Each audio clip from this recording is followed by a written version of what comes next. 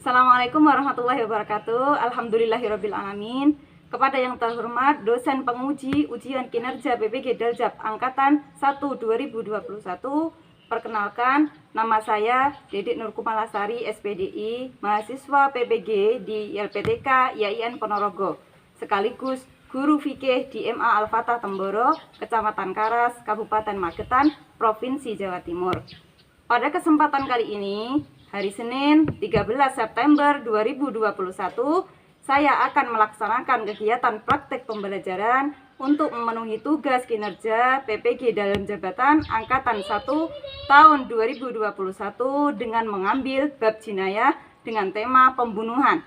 Pembelajaran pertama di kelas 11. Untuk lebih jelasnya, berikut adalah video praktik pembelajaran yang telah saya laksanakan. Mohon masukan dan saran dari dosen penguji kedepannya agar kegiatan pembelajaran saya bisa menjadi lebih baik lagi.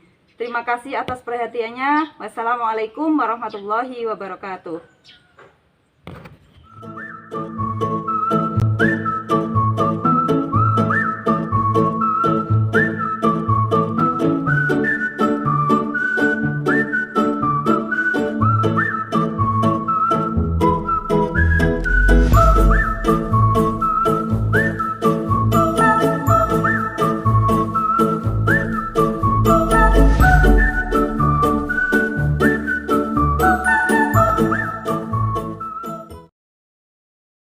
Assalamualaikum warahmatullahi wabarakatuh. Waalaikumsalam warahmatullahi wabarakatuh.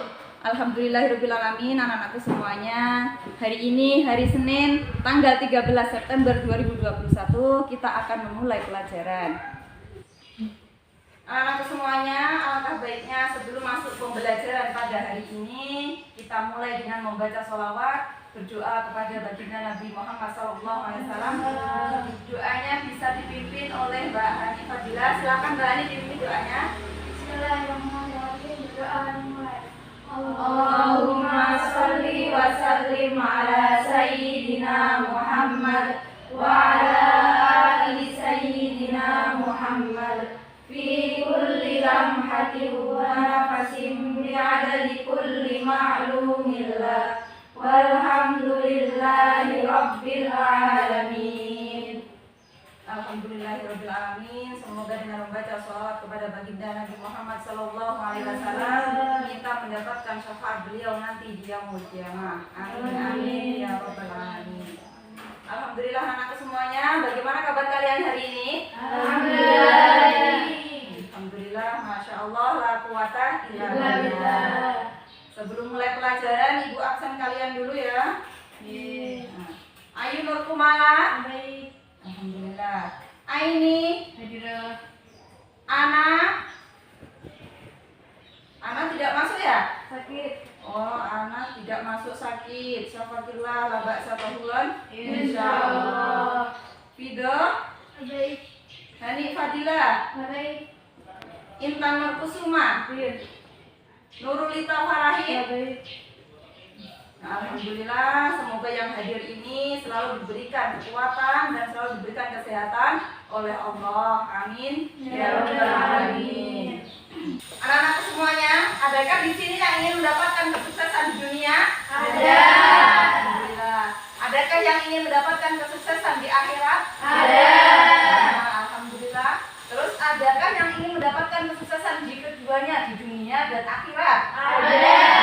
Jika kalian ingin mendapatkan kesuksesan di dunia dan akhirat, maka ada satu kuncinya, yaitu kunci kesuksesan di dunia akhirat sebagaimana disebutkan dalam sebuah hadis, man arada dunya fa alaihi bil ilmi wa man arada al-akhirah fa alaihi bil ilmi wa man arada huma fa alaihi bil ilmi. Barang siapa yang ingin mendapatkan kesuksesan di dunia, maka harus memiliki ilmu. Barang siapa yang ingin mendapatkan kesuksesan di akhirat, maka juga harus memiliki ilmu.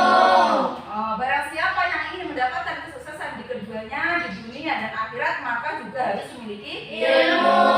Maka pada pertemuan kali ini kita harus sungguh-sungguh untuk mendapatkan ilmu yang bermanfaat di dunia dan akhirat. Nah, untuk mendapatkan ilmu itu kita harus sungguh-sungguh kita siapkan badan kita. ditata dulu, dicek peralatannya, dicek bukunya, dicek alat tulisnya atau segala sesuatu yang berhubungan dengan materi kita pada hari ini. Insya Allah dicek semuanya. Aku semuanya, ada yang masih ingat pelajaran kita kelas 10 dulu semester 2? Masih. Ada yang masih ingat apa pelajaran kita dulu? Fikih kelas 10 semester genap. Jenazah. Ya, benar sekali, jenazah. Ada lagi yang masih ingat? Zakat, benar zakat. Ya, haji. Yang lagi? Kurban. Terus akikah, benar sekali. Ya, jual beli. Setelah kita mempelajari tentang zakat, jual beli, haji, umroh, akikah, kurban dan lain-lainnya, yaitu yang berhubungan tentang fikih muamalah dan fikih biasa. Maka pada semester ini kalian amati dulu gambar ini. Bisa diamati anak semuanya, kelihatan? Nah, dari gambar ini kalian bisa mengamati apa ini? Ayo, siapa yang bisa mengidentifikasi atau mengamati gambar di sini? Angkat tangannya. Nah, Mbak Ayu apa di sini? Pembunuhan. Tentang pembunuhan, benar sekali, pembunuhan. Gambar selanjutnya, silakan dilihat di sini. Ada gambar apa di sini? Siapa yang bisa mengidentifikasi dari mengamati gambar di sini? Nah ini apa? Apa enggak? Tawuran. Oh iya, ada tawuran pelajar di sini, kata Mbak Aini. Selanjutnya di sini ada lagi gambarnya. Nah, silakan dilihat anakku gambar di sini. Bisa kalian identifikasi atau diamati gambarnya? Apa di sini ada yang bisa? Ya, Mbak Fida? Tentang? Sama pembunuhan juga. Ada 3 gambar. Ada gambar selanjutnya. Sama. Ada yang bisa identifikasi lagi? Perkelahian. Ya, perkelahian antar pelajar, benar. Terus selanjutnya gambar selanjutnya. Silakan diidentifikasi. Gambar apa ini? Ya, Mbak Ita. Ya, penganiayaan, tepat, benar. Nah, selanjutnya di sini ada lagi. Ada gambar yang pakai kentong di sini, ada orang. Ini gambar apa kalau kalian identifikasi? Ya enggak, apa gambar lagi? Penganiayaan juga. Alhamdulillah semuanya. Dari identifikasi gambar-gambar yang kalian lihat tadi, gambar pertama, kedua, ketiga, dan gambar selanjutnya, kalian bisa mengetahui bahwa pada hari ini kita akan mempelajari tentang apa ini? Kalau dilihat dari gambar-gambar ini. Kriminalitas. Oh, tentang kriminalitas, benar. Kita hari ini akan mempelajari tentang fikih jinayah, yaitu tentang materi apa? Tentang materi pembunuhan, benar sekali. Pada hari ini kita akan mempelajari tentang materi jinayah, materinya yaitu pembunuhan. Nah, semuanya bisa disimak, kalian diperhatikan ibu baik-baik, diperhatikan ibu. Pada hari ini kita akan mempelajari tentang bagaimana cara kita menganalisis ketentuan tentang jinayah serta hikmahnya nanti. Kita menganalisis, setelah kita menganalisis, kita harus bisa menyajikan hasil analisis kita dari ketentuan materi jinayah serta hikmahnya nanti. Ya, bisa dipahami anakku? Setelah itu pencapaian kita pada hari ini, kita nanti diharapkan bisa mengorganisir ketentuan tentang jinayah dan hikmahnya. Setelah itu kita bisa membedakan macam-macam pembunuhan dan juga hikmah dari larangan adanya pembunuhan tersebut. Setelah itu kalian juga harus bisa mempresentasikan maju analisis tadi ke depan kelas. Selanjutnya tujuan pembelajaran kita pada hari ini bisa dipahami anak-anak semuanya? Tujuan pembelajaran kali ini yaitu nanti setelah kalian mengamati materi tentang jinayah dan ketentuannya, diharapkan kalian nanti bisa mampu apa? Mengorganisir ketentuan tentang jinayah dan hikmahnya. Tujuan kita yang kedua pada pembelajaran pada hari ini yaitu kita nanti akan bisa membedakan macam-macam pembunuhan. Dan juga setelah itu kita bisa menyajikan presentasi kita nanti ke depan dengan percaya diri. Alhamdulillah anak-anak semuanya. setelah itu sebelum kalian masuk pada pembelajaran, alangkah baiknya kalian membaca ada semua di situ ya buku fikihnya. Kalian membaca buku fikih. Buku fikih di sini ada yang dari madrasah ya Dok ya. Buku fikihnya sesuai KMA 183. Kalian bisa membaca halaman 1 sampai halaman 10. Nah, setelah itu kalian untuk menambah sumber belajar kalian bisa membuka kitab Fathul Qorib. Ada di halaman berapa? Di halaman 53 sampai 54. Di sini ada bab tentang jinayah. Untuk lebih jelasnya lagi, kalian bisa membaca terjemahan kitab Fathul Qorib, yaitu ada di halaman 430 sampai 430 sampai 440. Ada 10 lembar. Untuk menambah sumber belajar kalian lagi, kalian bisa membaca kitab Tadrib. Nah, di sini babnya tentang jinayah ada di halaman 191 sampai 202. Nah, bisa dipahami anak-anakku? Alhamdulillah. Ada juga di kitab Fathul Mu'in, ada yang tahu bab jinayah juz berapa? Juz 2. Nah, tentang bab jinayah di kitab Fathul Mu'in ada di juz 2. Sumber belajar kita selanjutnya yaitu ada di majalah pondok kita. Kalian punya semua ya? Ada di majalah Rangkil, majalah Al-Maktabah, majalah Humairah ya. Nah, di situ kalian bisa membaca di halaman 8 sampai 9 tentang pendapat ulama. Di sini ada pendapat ulama-ulama tentang pembunuhan. Selanjutnya jika kalian ada permasalahan-permasalahan tentang fikih, kalian bisa menuliskannya di kolom basuh masail di halaman 24 sampai halaman 25. Alhamdulillah anak-anak semuanya. Untuk menambah sumber lagi, kalian bisa bergabung dengan teman kalian dua-dua. Bisa bergabung dua-dua dulu ya. Kalian bisa membaca artikel di NU Online tentang bab jinayah materi pembunuhan. Silakan anak-anakku bergabung kepada temannya mencari artikel di NU Online tentang pembunuhan. Silakan bergabung dok, maju dok.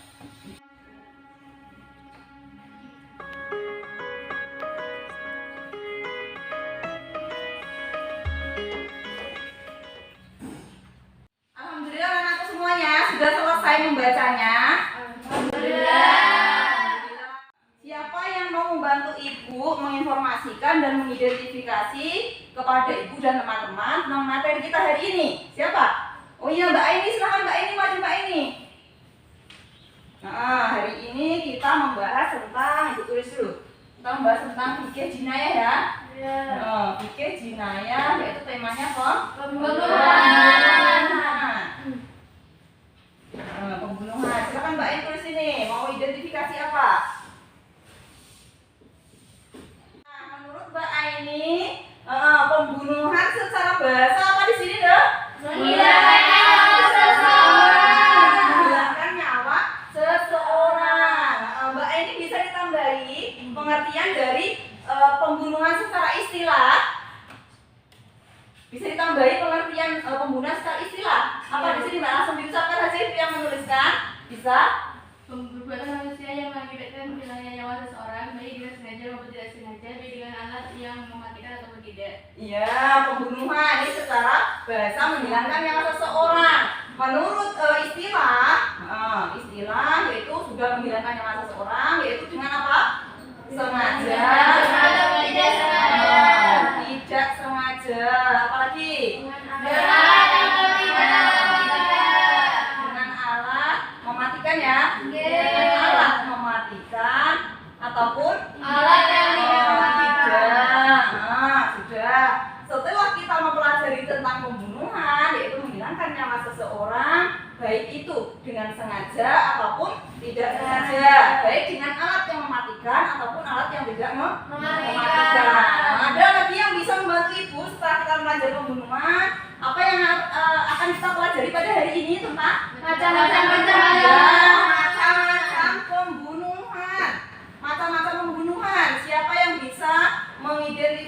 informasi tentang macam-macam pembunuhan. Ya, Mbak Hani, apa Mbak Hani?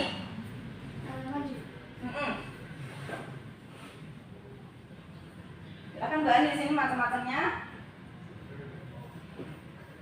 Ada 3, pembunuhan sengaja, pembunuhan seperti sengaja, pembunuhan karena kesalahan. Jika kita sudah mengetahui pengertian pembunuhan, macam-macamnya, sekarang apa yang akan kita pelajari hari ini? Silakan membaca tadi, mengamati.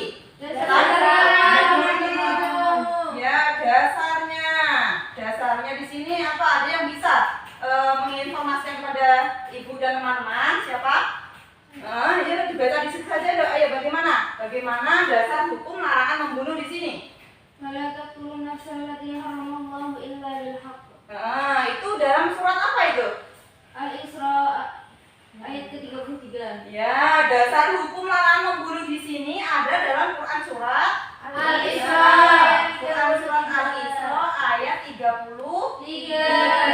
Di situ dijelaskan bahwa dilarang membunuh seseorang yang diharamkan oleh Allah. Setelah kita mempelajari tentang pembunuhan macam-macam dasar, selanjutnya yang telah kalian bahas tadi di situ kita akan mempelajari tentang apa saja anak-anakku?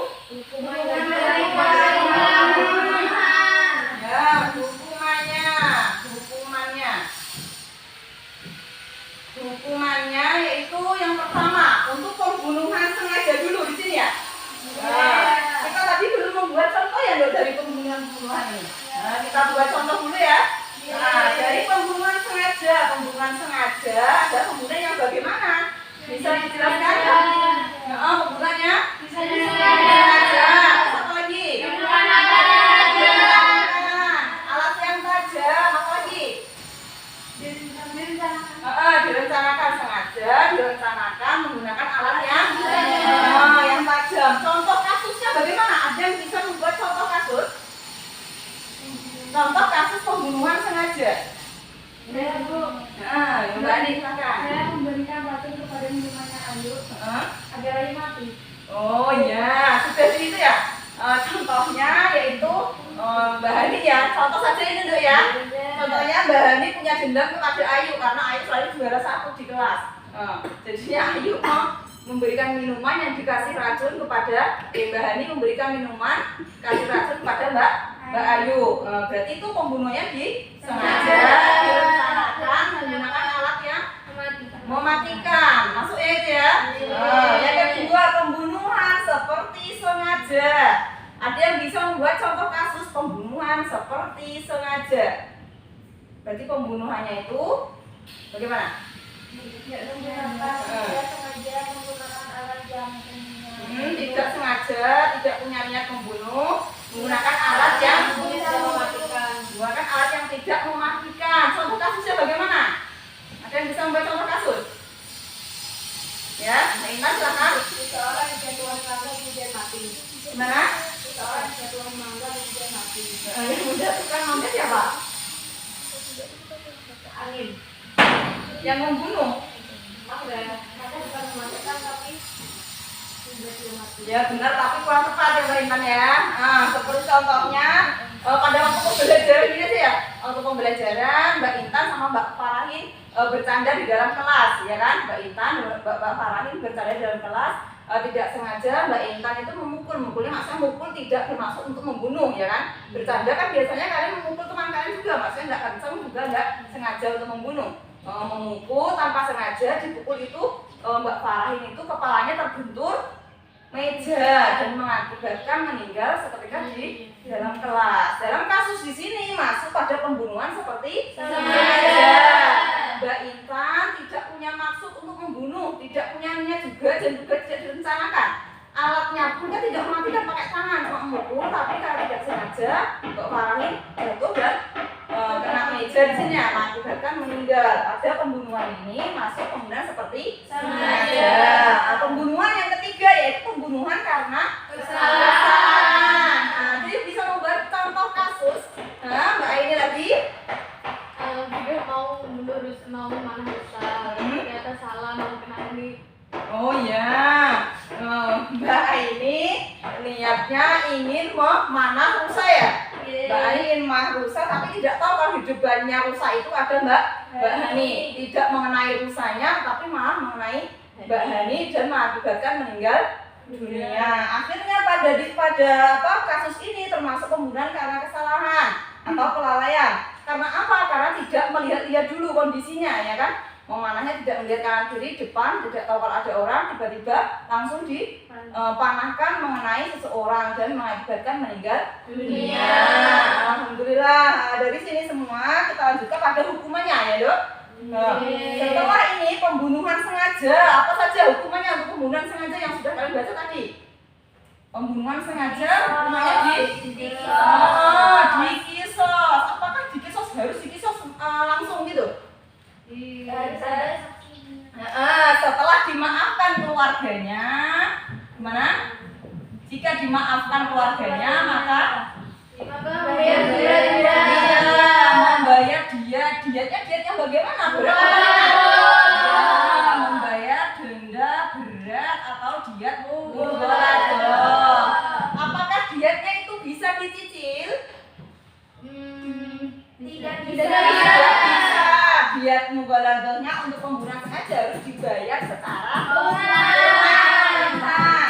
Hartanya bisa diambilkan dari harta siapa di situ? Keluarga yang bunuh. Ya, diambil dari uangnya harta si pembunuh, bukan keluarga si pembunuhnya. Dari harta pembunuhnya. Selanjutnya apalagi hukuman yang harus ditimpakan pada pelaku pembunuhan sengaja di sini? Membayar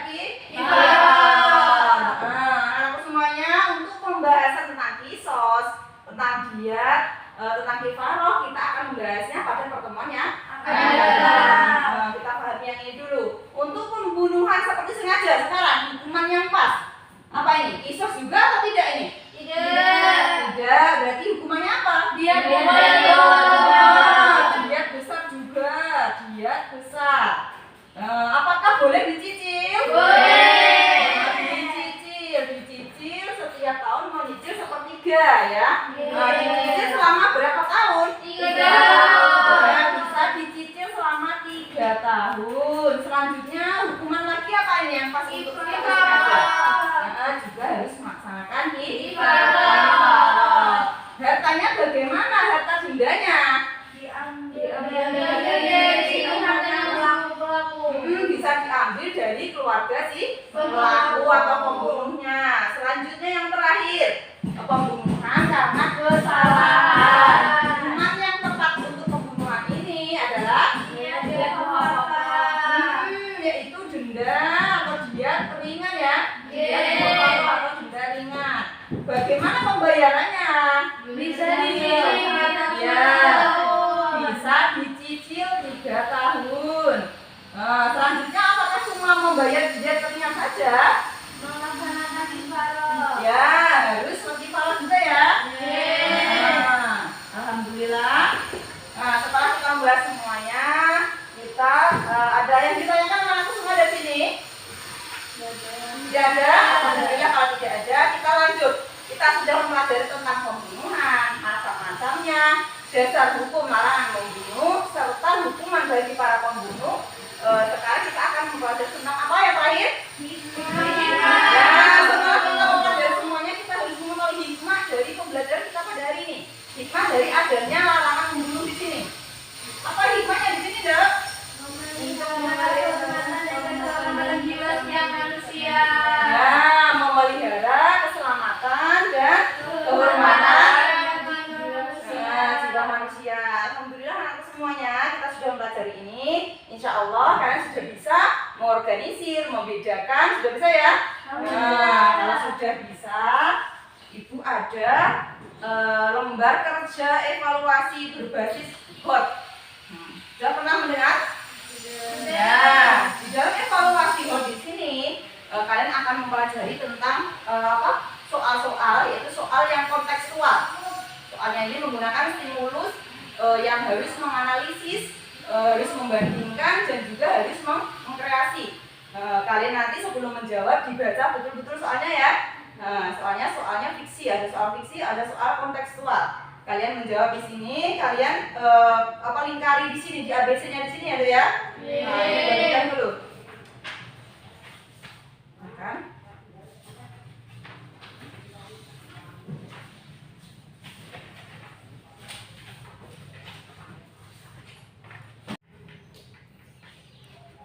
Sudah selesai apa belum, Dek? Sudah. Sudah, alhamdulillah kalau sudah selesai dikumpulkan dulu ya.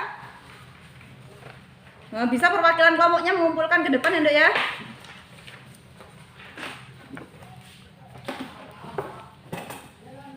Salah satu saja dikumpulkan bareng-bareng.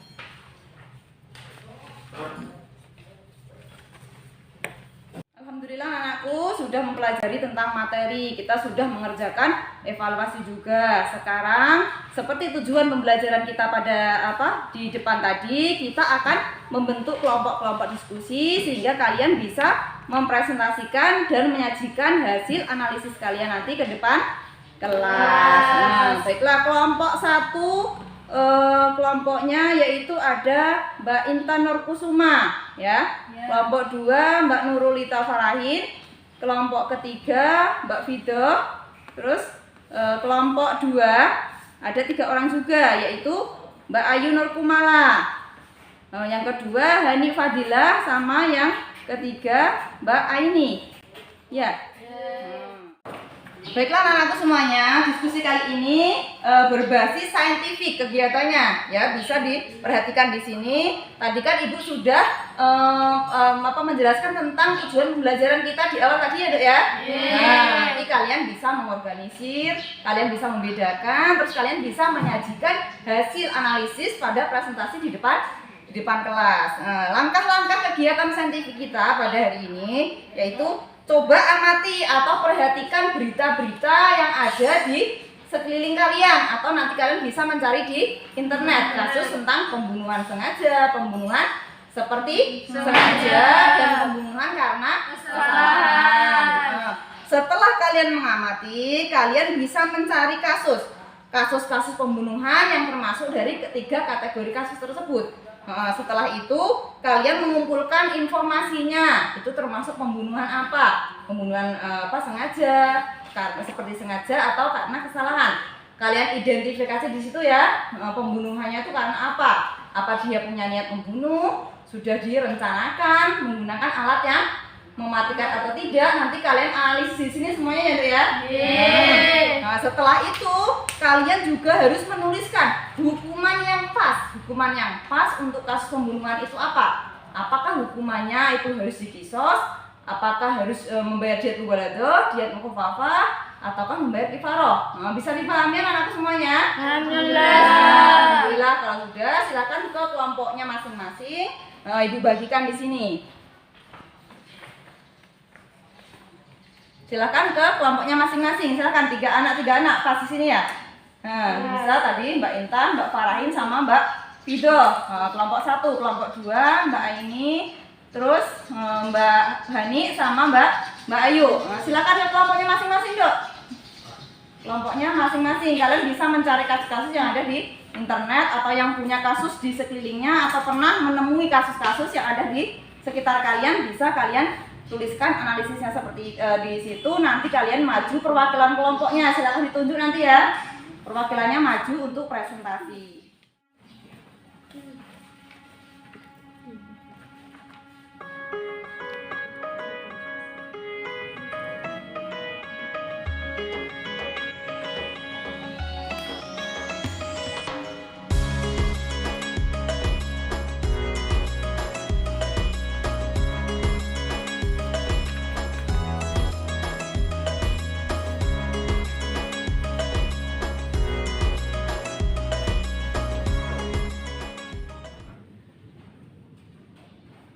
Alhamdulillah anakku semuanya sudah selesai diskusinya. Alhamdulillah kelompok 1 sudah selesai, kelompok 2 sudah selesai. Sekarang perwakilan dari kelompok 1 dan kelompok 2 maju ke depan untuk presentasi. Kita awali dulu dari kelompok 1 dulu ya. Siapa perwakilannya? Oh, Mbak Fido. Silakan Mbak Fido, kita beri tepuk tangan untuk Mbak Fido.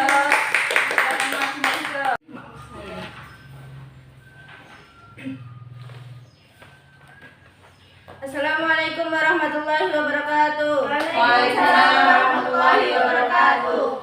Saya perwakilan dari kelompok 1 ingin mempresentasikan hasil diskusi kelompok kami. Kasus: ada seorang bernama Pak Hadi ingin menggali parit untuk jalanan air. Ia memotong jalan tanpa memberikan rambu-rambu peringatan. Pada waktu malam hari, seorang pengendara motor terperosok ke dalam ke dalam parit tersebut dan mengakibatkan meninggal dunia. Analisis kasus.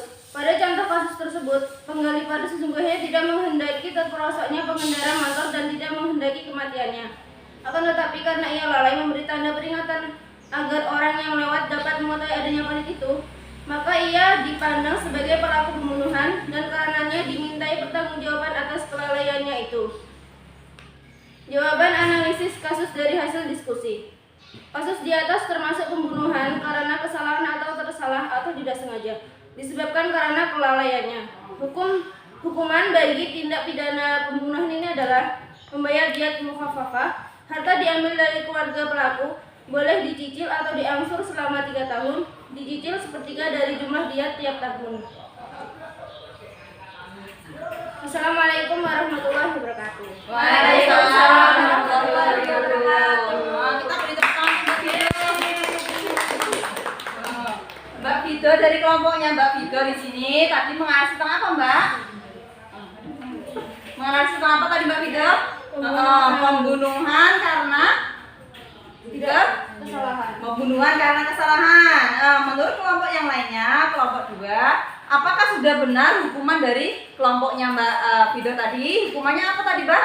Membayar diat mukhafafah. Ada yang menyanggah, menanggapi dari hasil analisis presentasi kelompok 1 tadi? Tidak ada? Tidak ada. Alhamdulillah. Sudah, silahkan kembali ke tempatnya Mbak Fido. Selanjutnya kelompok 2, kelompoknya Mbak Aini ya? Kelompoknya Mbak Aini, silakan dipresentasikan maju. Kita beri tepuk tangan untuk Mbak Aini. Mbak Aini.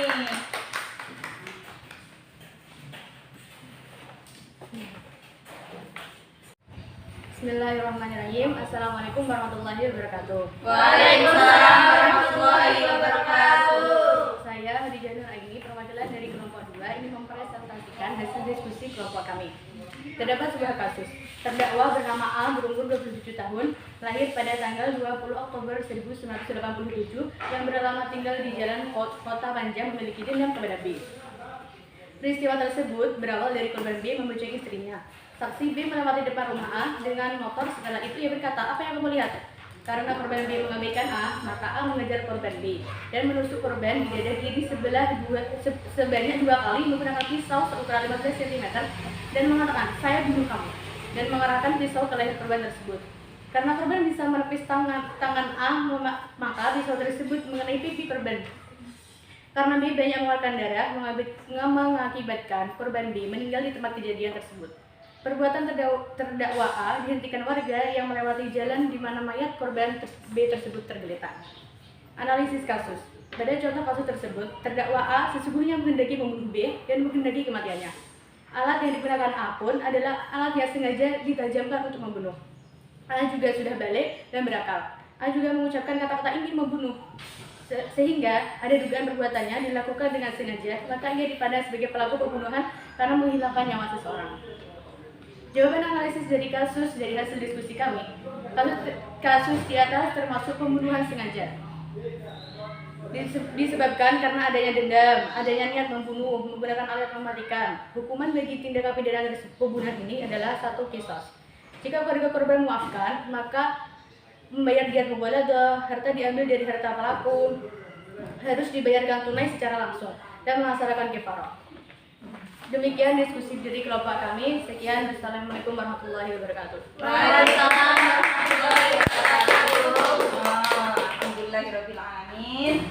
Dari kelompok 2 tadi ada yang mau menanggapi atau memberikan masukan dari kelompok 2? Tidak ada? Tidak.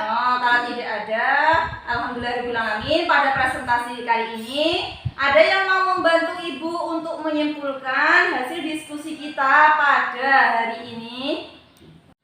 Saya, Bu. Ya, silakan Mbak Hani Fadilah disimpulkan materi kita diskusi pada hari ini.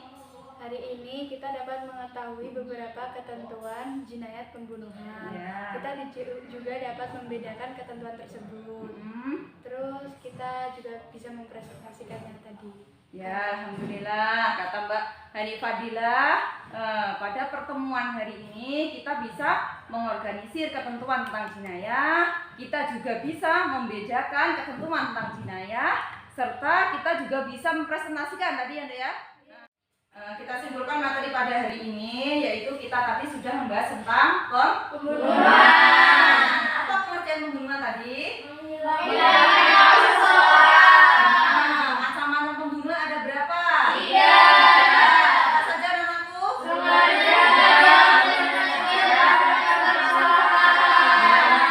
kita mengetahui macam-macamnya, ada juga dasar hukum larangan membunuh.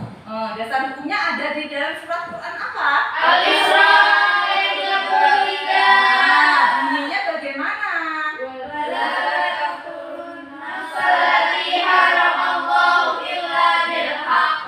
Quran surat Al-Isra ayat 33. Setelah kita mengetahui semuanya, kita harus mengetahui hukuman yang pas untuk pelaku pembunuhannya itu tadi ya. Bagaimana kalau pembunuhnya itu pembunuhan sengaja? Soalnya jika dimaafkan maka membayar diat. Selanjutnya membayar kafaroh. Untuk pembunuhan seperti sengaja, hukuman yang pas untuk pelakunya adalah selanjutnya membayar kafaroh. Bagaimana hartanya yang untuk membayar diat tersebut untuk pembunuhan seperti sengaja? Diambil dari keluarga pelakunya. Apakah boleh dicicil? Boleh. Selanjutnya untuk pembunuhan karena kesalahan, bagaimana hukuman yang pas? Ya,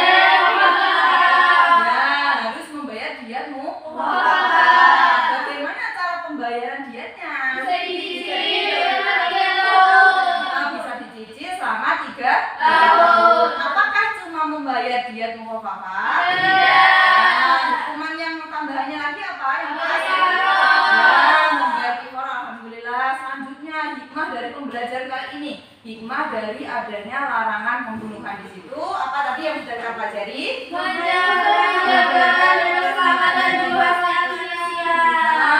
Menjaga keselamatan jiwa dan kehormatan jiwa manusia. Alhamdulillah anakku semuanya, kita sudah menyimpulkan. Sebelum penutupan, Ibu akan membacakan hasil diskusi kalian tadi ya. Dari kelompok 1, 2 semuanya baik semuanya. Kelompok 1 bagus, kelompok 2 hasil presentasinya juga bagus. Tapi Ibu akan pilih kelompok yang bagus dan analisisnya pas gitu ya, Mas. Semuanya bagus tapi Ibu pilih yang paling bagus. Tidak boleh berkecil hati kelompok yang lainnya ya, Dek ya. Rupanya untuk maju ke presentasinya lebih percaya diri lagi ya. Alhamdulillah. Untuk presentasi diskusi hari ini kelompok yang paling bagus adalah kelompoknya Mbak Aini, kelompok 2. Alhamdulillah kelompok 2 bagus sekali presentasinya. Kelompok 1 juga bagus, tapi minggu yang akan datang, pertemuan yang akan datang diperbaiki lagi agar tampil percaya diri. Alhamdulillah anak-anakku semuanya, setelah kita mempelajari tentang bab fikih jinayah tentang pembunuhan, maka pertemuan yang akan datang kita akan mempelajari tentang penganiayaan.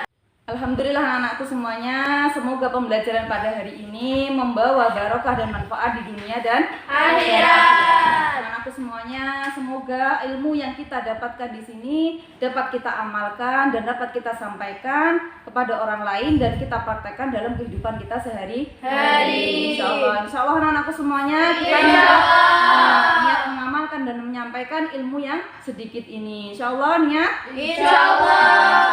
Alhamdulillah. Untuk kesempurnaan majelis, marilah kita tutup pertemuan kita pada hari ini dengan membaca doa kifarah majelis bersama-sama. Bismillahirrahmanirrahim. Subhanallahumma bihamdihi, subhanallahumma bihamdika, asyhadu an la ilaha illa anta, astaghfiruka wa atubu ilaik. Wassalamualaikum warahmatullahi wabarakatuh. Waalaikumsalam warahmatullahi wabarakatuh.